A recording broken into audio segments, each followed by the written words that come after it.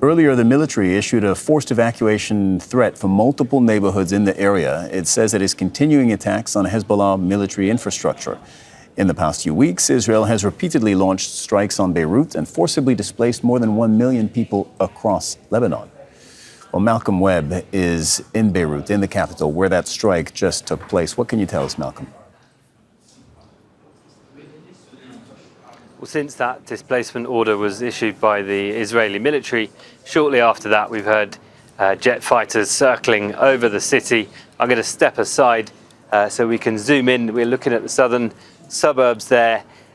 We've heard the 4 different strikes, and we saw the most recent one. You can still see smoke rising from where the bomb landed on in the southern suburbs, which is a Hezbollah stronghold that's been almost entirely depopulated for the last month, following multiple displacement orders and airstrikes by Israel. But still, often the Israeli military issues these warnings ahead of the strikes.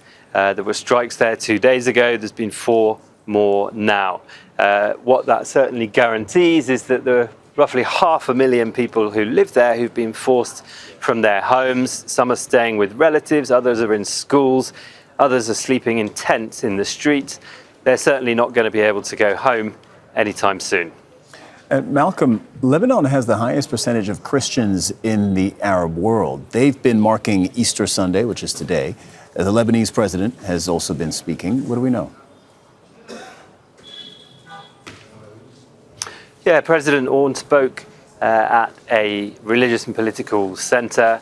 He spoke about the army. He said it's the only institution that's holding Lebanon together and that it shouldn't be criticised. That seems to be a message directed at the politicians who've been calling for the army to forcibly disarm Hezbollah, something that it's widely seen as being not militarily capable of doing. He also spoke about negotiations with Israel. It's something that his government has offered, and it's something that Hezbollah says it's opposed to, particularly Hezbollah says when it's under fire. Aoun's message sounded like a softly worded criticism of Hezbollah's position. Let's hear what he said. It is true that Israel might want to do in southern Lebanon what it did in Gaza, and it's our obligation not to let that happen. When we spoke about negotiations, some said, what will we gain from diplomacy? I say, what did we gain from your wars? Gaza was destroyed, over 70,000 people were killed, and they eventually sat down and negotiated.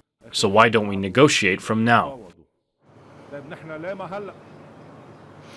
Aoun's government faces major challenges. The US has said any negotiations should involve all of the factions from Lebanon. Hezbollah says it doesn't want to be part of any negotiations at this stage. So President Aoun and his government are caught between an invasion from a neighbour, a massive and growing humanitarian crisis, and a risk of sectarian conflict at home if they try and change course.